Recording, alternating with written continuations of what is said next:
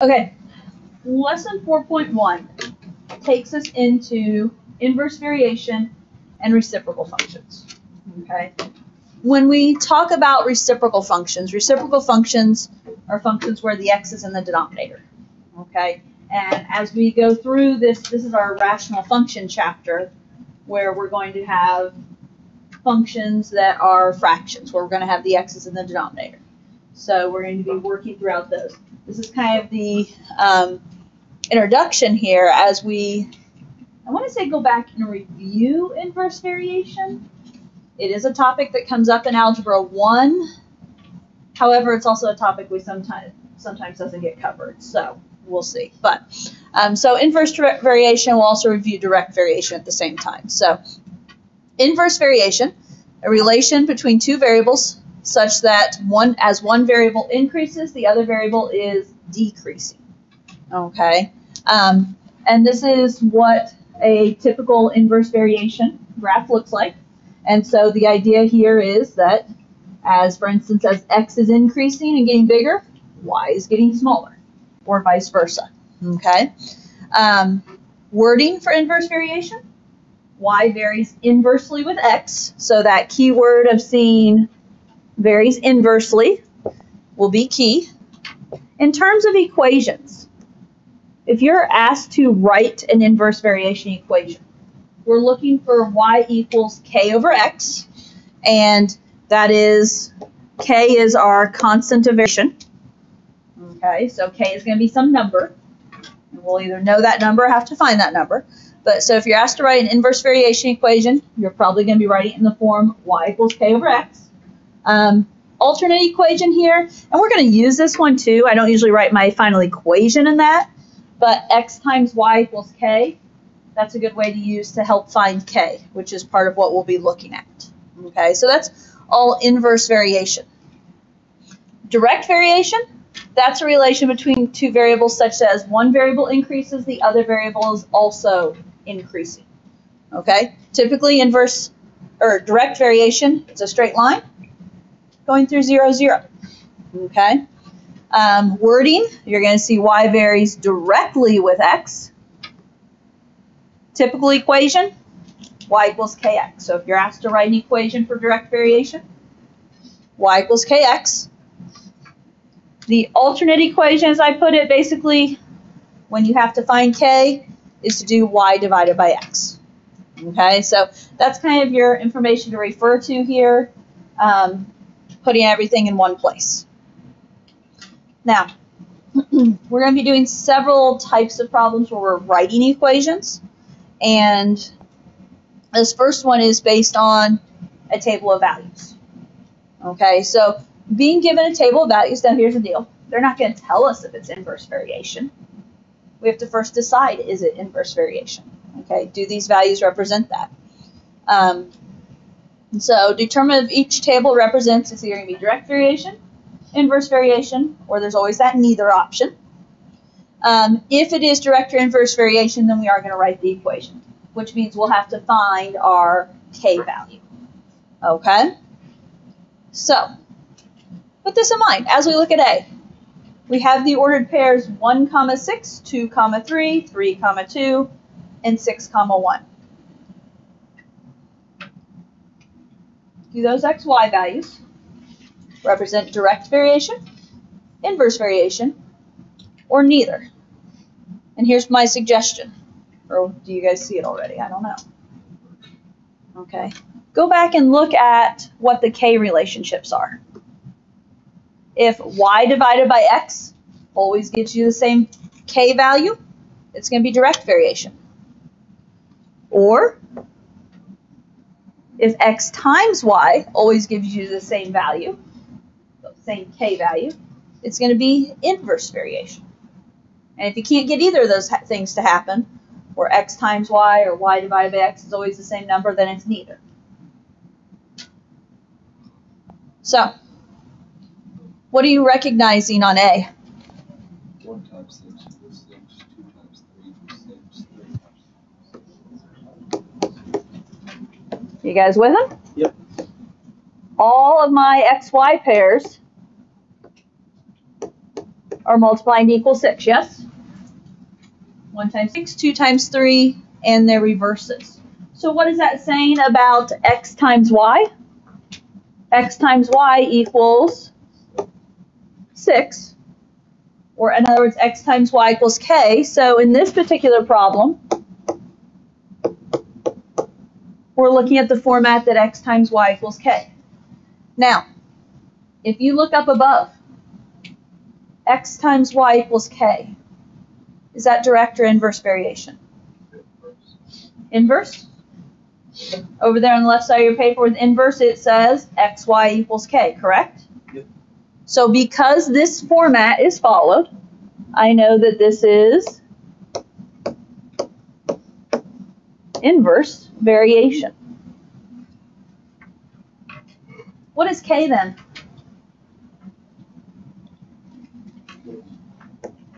Okay. Because all of my xy pairs multiply to be 6, k equals 6. What equation can I write? X times y equals 6. Okay. One option is x times y equals 6. What's the other option? Y equals 6 divided by x. Y equals 6 divided by x. Both of these, xy equals 6 and y equals 6 over x, represent inverse variation. Okay? Off the top of my head, I don't remember for sure. My thought is Savas is going to be looking for the form that starts y equals. Okay? In all honesty, that's what my preference is, because it's y equals your k value divided by x. Okay? So this is where the notes are going to be important. You've got that piece. Do you see this relationship, though? If we write xy equals 6, and you go to solve this for y, how do you solve xy for y? You have to take the x and you have to divide it. And if you divide the x over, that is 6 divided by x. Okay, so you can always look at that relationship. Okay, let's try B.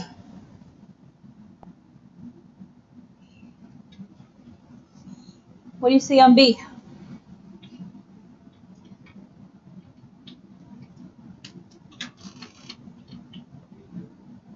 Huh? Neither? All right. Okay. 2 divided by 10 equals 5. 4 divided by 8 equals 2. So, okay, so if we check multiplication, like the last one, 2 times 10 is 20. 4 times 8 is 32. Right there, what do I know? It's not inverse. Okay, it's not going to be like the last one, so since they're not equal, I know I don't even have to check all of them. I found a difference, right? So at that exact moment, I know it's not inverse, right? Because we were going here for the form x times y equals k. The other option, which we haven't seen an example yet, is checking what is y divided by k, right? So not y divided by k, y divided by x. If you do this, okay, well, 10 divided by 2 is 5. 8 divided by 4 is 2. And what do we find there? They're not equal, so that tells me it is not direct. And if it's not inverse and it's not direct, then it is neither.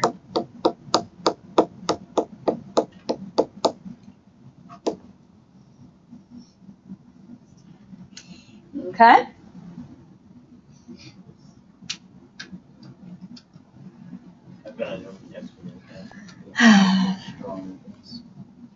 Without even looking at the next problem, the next one's going to be direct, because that's how Mrs. Sargent teaches, right?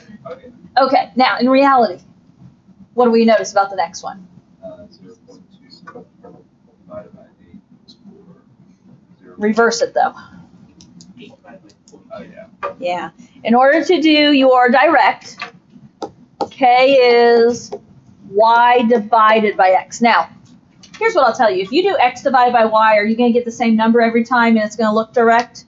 You will, but you're not going to get the right k value if you do x divided by y. That's where it's going to matter. You're going to get the same value every time, but it's not going to be the right value. So if we start checking these,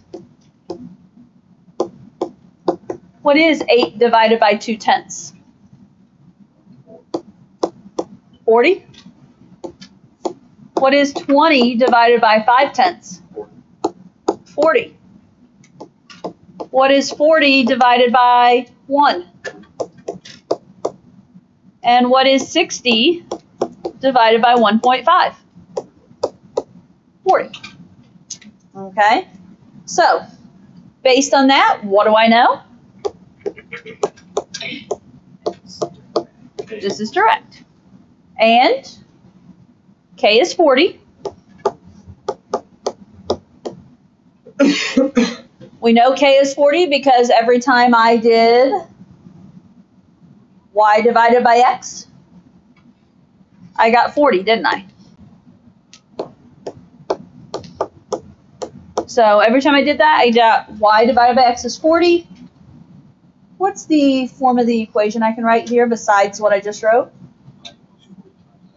Okay. Y equals 40 times x.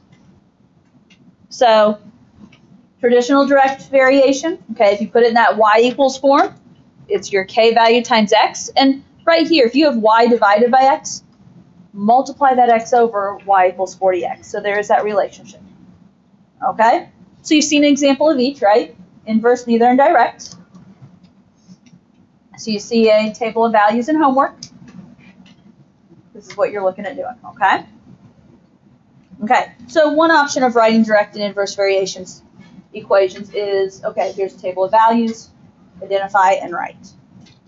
Another option for writing inverse variation is more of the word problem situation, okay? Giving us the information. Suppose the x and y vary inversely at x equals 10 and y equals 3. Write an equation to represent the inverse variation, then find the value of y when x equals -6. So I don't know if you see it, but we have two parts here. The first part is going to be write an equation. Okay, to represent what type of variation did they tell us? Inverse. So suppose that x and y vary inversely. And what do they tell me here? X is 10 and y is 3. So, inverse, which that's the focus of this lesson. So you're going to be writing the inverse equations. What are my inverse options? What do inverse equations look like according to the top of our notes? Okay, so just basic equations. It's y equals k divided by x, or xy equals k, correct? I know that because they use the word inverse variation. Now, what can I do to start off with? Start the bottom of the Yeah. X times y equals k. Well, what were we given? We were given x and y. Specifically at the beginning of the problem, we were given 10 and 3. Okay? Ignore -6 for right now. We're not there yet. Okay? That is a separate part of the problem because it says then find the value. I'm not there yet. I'm just writing the equation. So if x equals 10 and y equals 3, plug those values in. So 10 times 3 equals k, or in other words, k is 30. If k is 30, what's my equation that represents this scenario? You use the top one, y equals 30 divided by -6. Y. Well, hold on. Don't use -6 yet. I just need an equation. Y equals 30 divided by x. Okay, so two separate questions here, two separate answers. Write an equation to represent inverse variation. That's what I just did. Okay, this is your equation before plugging more information in. Okay, then, you got it, me? Then find the value of y when x equals -6. So what are we going to do now? Now plug in the -6. So y equals 30 divided by -6. And 30 divided by -6 is? -5. Okay. I set up the homework last week. I haven't gotten back into it to remember exactly how homework is set up and the questions are formatted, but I would expect you to see something like these two-part questions. Again, could be wrong there, but that would be my expectation. Okay, there's words. You have to get past the words and read. I think this one's doable. Personal opinion, but. Okay, ready to try B? Yep. Suppose that x and y vary inversely, and x equals 6 and y equals 1/2. Write an equation to represent the inverse variation. Then find the value of y when x equals 15. Okay, then find. Delete it from your brain for a moment. Okay? Worry about the first part. So what do we notice? You use inverse, so you have y equals k divided by x, and x times y equals k. Okay. Question clearly states inverse variation. So when we're talking inverse, not that you have to write these equations down, but I think it's helpful reference. Okay? Helpful reference tools there. So those are, because it said inverse, I know I'm using that. What do I need to do first? Okay. Plug in to find our k value. So x times y equals k. 6 times 1/2 equals k. What is 6 times 1/2? 3. Half of 6. 6 divided by 2 if you need to.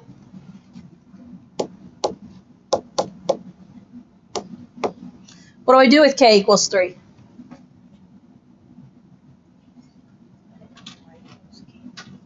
Okay, so if my equation is y equals k over x, we're going to say y equals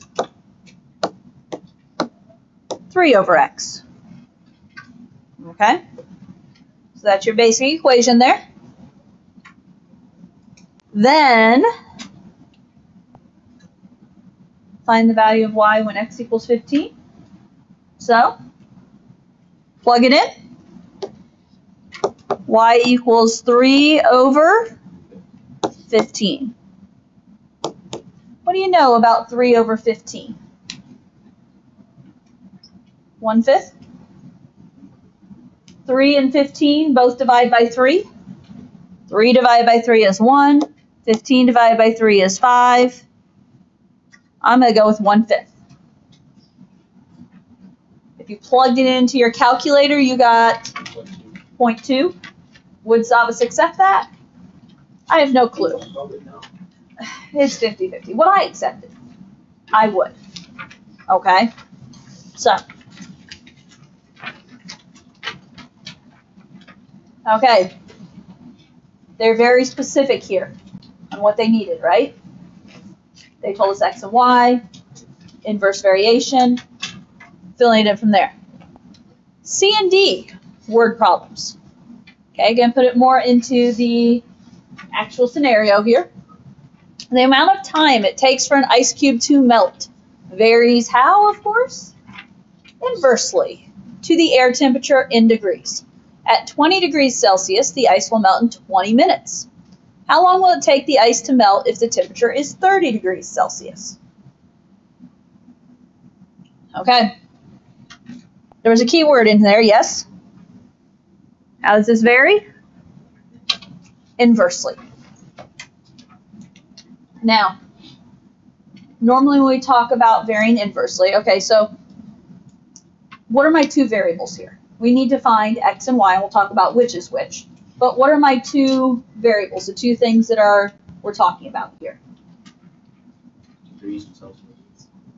Okay, so there's degrees, right? The air temperature in degrees. What else is there?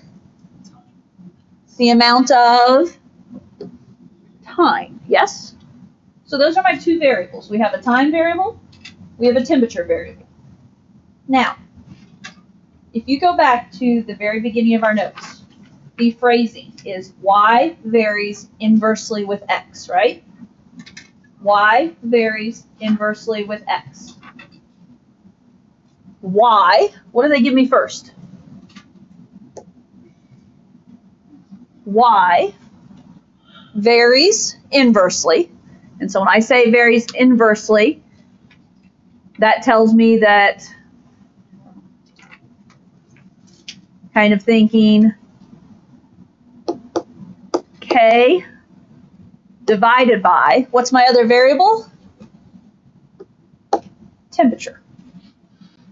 Okay? When I'm thinking about this, varies inversely. If it tells me that one thing varies inversely with the other, I'm going to think y is my first item.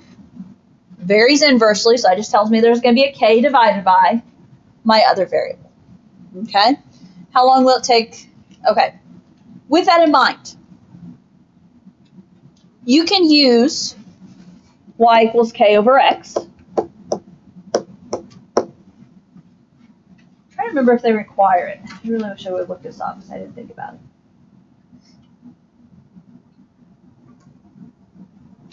What do we often use for time in terms of variables? T.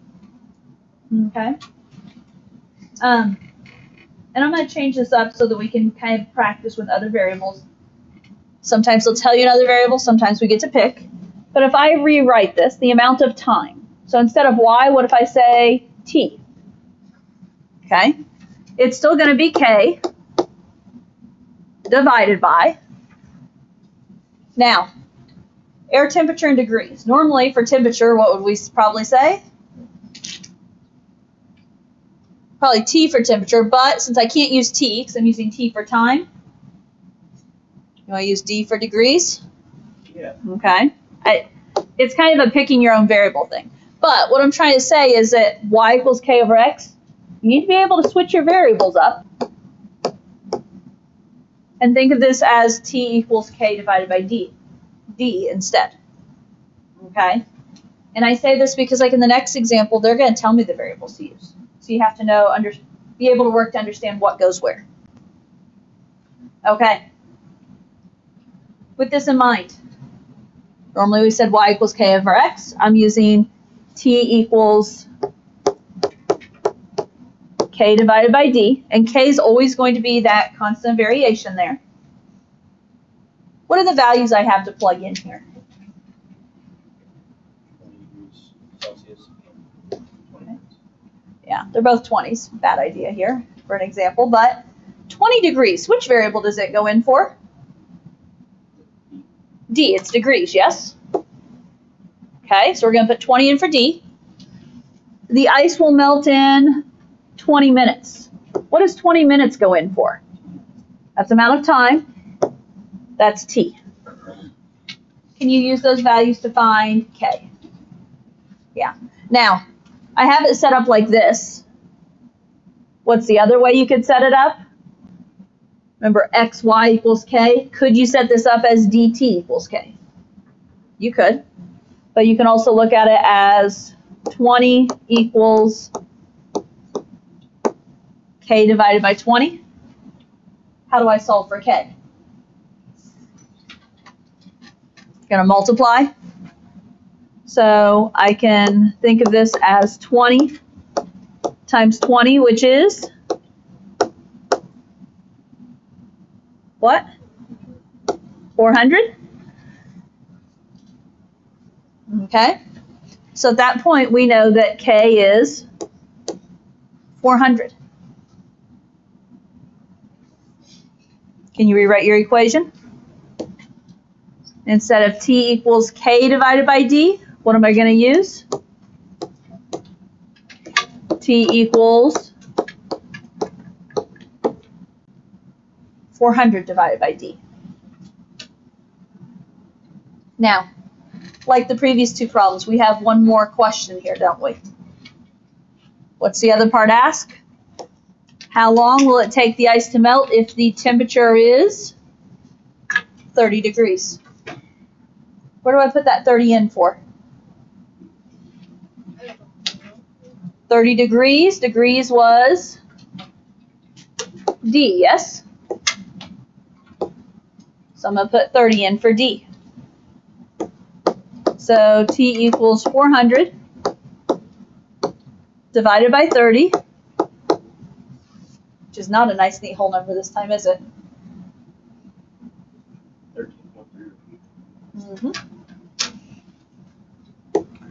13.3 repeating. 13.3 what? Celsius. Not Celsius? Oh, minutes. Yeah, how long? Oh.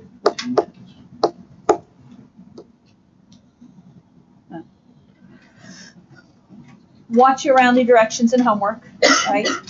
They give you a decimal, watch and ask see what it wants, because I don't know if there is a way to do a repeating bar in Sambas, so they probably want like 1 or 2 decimal places. Okay, that's changing it up a little bit. We have to be able to take these words and convert them to our inverse variation. Okay, one more in this scenario. The intensity I, that is a capital I there. The intensity I of light received at a source varies inversely as the square of the distance d from the source. If the light intensity is 91 foot candles at 24 feet, find the intensity at 6 feet. Okay, foot candles is a label.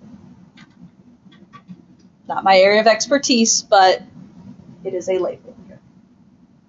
Okay.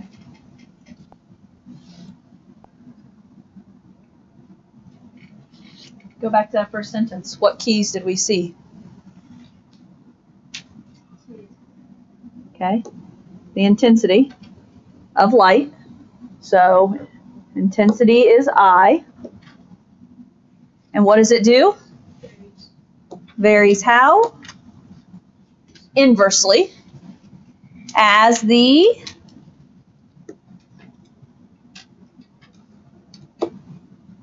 square of the distance d. Okay, with this in mind, normally, what's normal variation? Y equals k divided by x, right? But instead of y, what am I using? Instead of y, I'm using I. Instead of x, what am I using? Instead of x, I'm using d. Are you with me?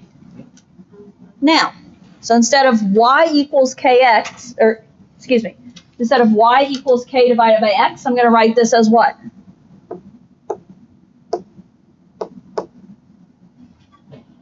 I equals, instead of k divided by x, it's k divided by kind of d. Now, there's a catch.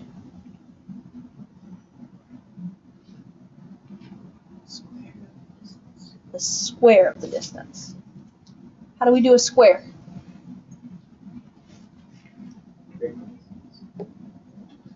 Square. Not the square shape. Okay, squared label. So this one, it's inverse variation still, but they threw in an extra relationship here. So intensity varies inversely, so I equals k divided by, varies inversely with the square of the distance, so d squared. This is the equation we're using for this problem now. Okay? Now, what all information did they tell me? if the light intensity is 91 foot candles, what do we know about 91? Where does it go? 91 goes in for intensity, so it's going in for I at 24 feet. What's 24 feet? That's going in for D because that's my distance. Can we fill those in and find our K value? And again, there's a slight difference here, isn't there? So if we fill that in, I equals, so 91 equals K divided by D squared, so K divided by 24 squared. Okay. How do we find K? If it's K divided by 24 squared, what do I need to do? Okay. We're going to have to multiply that 94 squared over.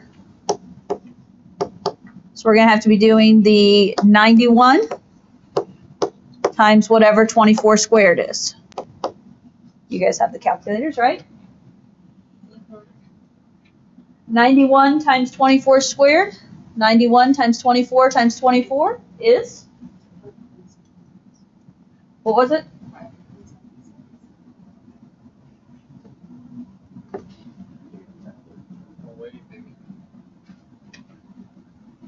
What'd you say again? 24 squared is 576. Oh, and then times 91. Sorry. That's why I was thrown off by what you were saying. Okay, there we go. 52,416. Sorry, I heard the 5, but then the rest wasn't sounding right, and I was confused. My apologies. Okay, so K is 52,416. It's a big number, right? That's the square of the distance. That's the difference this time. Okay. So what does our overall equation look like? If we're using the idea of I equals K over D squared, that overall equation is I equals, what's K?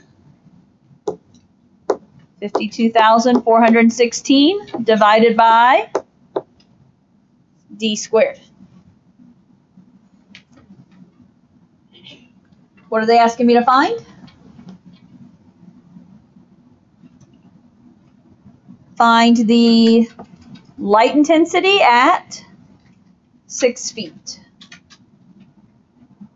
So if we're trying to find the light intensity, we're trying to find I or D. We're trying to find I. What is 6 feet? That is your D. So in order to find I, we're doing 52,416 divided by 6 squared. Well, I know 6 squared is 36. I got that much. Calculators have to do the rest. 1,406. Okay. 52,416 divided by 36. 1,456. What? Not quite. Foot candles.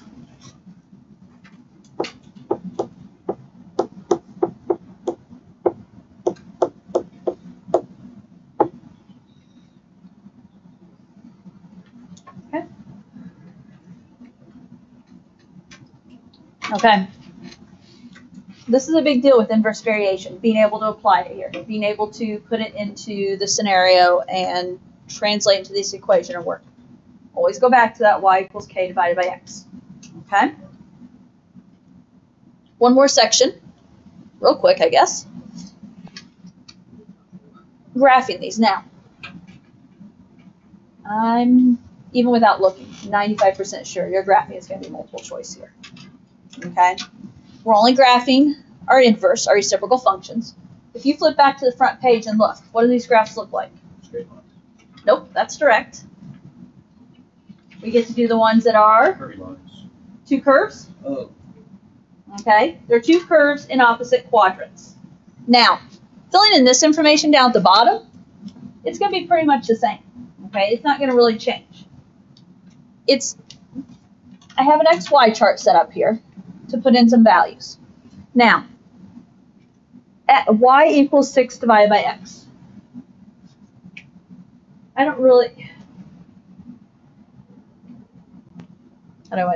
guess what I tend to think about is I tend to multiply the x over.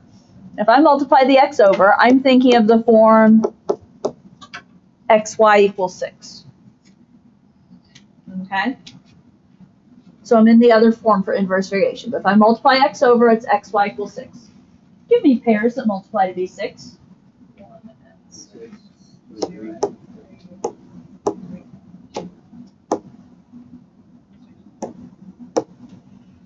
Okay? Now, let me ask a question. You guys went straight down the list. 1, 6, 2, 3, 3, 2, 6, 1. Is 1 and 6 different from 6 and 1 in this situation? Yep. Yeah, because we graph them differently, right?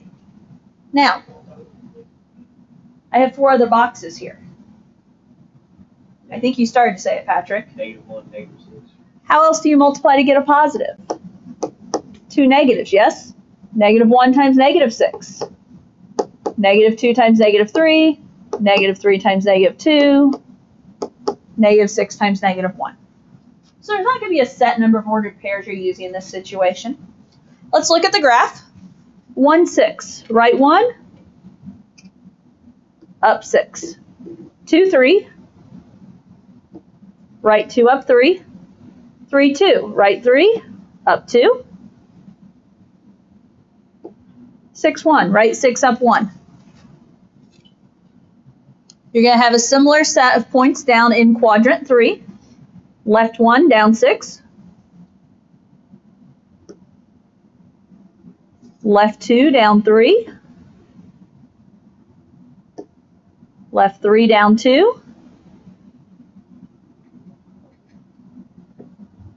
Left 6, down 1. Can you see this making these curves? Now, watch as I draw these curves.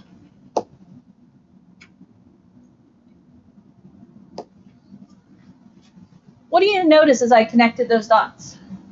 Where's my curve? Where are my curves going? Are they crossing through my axes? No. Okay. In this situation, folks, with inverse variation, with reciprocal functions, these curves are staying in their quadrants. They're not crossing through the axes. Okay? So when you draw this, you know the shape. The shape is always going to be the same. It's just a matter of how close it or far away it is from the origin. So, with that in mind, what are my x-intercepts? None. There's none. Is my graph ever going to cross the x-axis? No, because it's running along beside it. What are my y-intercepts? There aren't any again. And there won't be any unless this graph is shifted left or right or up or down. You're not going to have any intercepts. And I don't think we're talking about shifting today because I don't have it in my notes. Asymptotes. What are my asymptotes? What is an asymptote? Great question. What is an asymptote? Okay, that's a good question then. So asymptotes are those lines that my graph never crosses and never touches. The x and y axis. The x and y axis. Now, when I say the x-axis, realize the official name for the x-axis is y equals 0. And when I say the y-axis, the official name for the y-axis is x equals 0. Okay. Domain. How far left and right does my graph go? Almost. It does go infinitely left to negative infinity. It does go infinitely right to positive infinity. What's the one value? Now, what's the one value we're not going to touch? 0. Okay, so officially it's negative infinity to 0, 0 to infinity. I have mine written as, for right now, all reals except x equals 0. Because it just doesn't touch that one value. So all reals except x equals 0. Because it doesn't touch the x-axis. Now, range. Similar situation, except how low do we go and how high do we go? All real except y equals 0. You got it. All reals except y equals 0. Okay. I essentially got done with the notes, didn't I? Yep. Yes, I did. Nope. Homework is due tomorrow. Now, I will throw in here, in this particular problem, I know I'm not going to get this done, but here you're looking for pairs that multiply to be a negative. That means I'm looking for 1 and -3, 3 and -1. It also is going to put I'll redo the graph specifically, but when you get that negative, this is what you need to know for homework. It's going to put this in the opposite quadrants when you have a negative. That will be important for your homework, okay? So homework's not due till at least the we didn't have notes. Homework is due tomorrow. We gotta talk about that. Homework is due tomorrow. We didn't get those notes though. Come on. Homework is due tomorrow. It's almost Thanksgiving.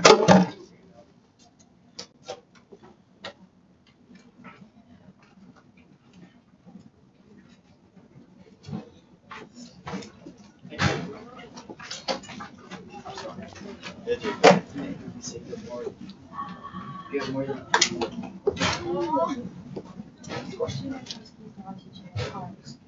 She's the coach.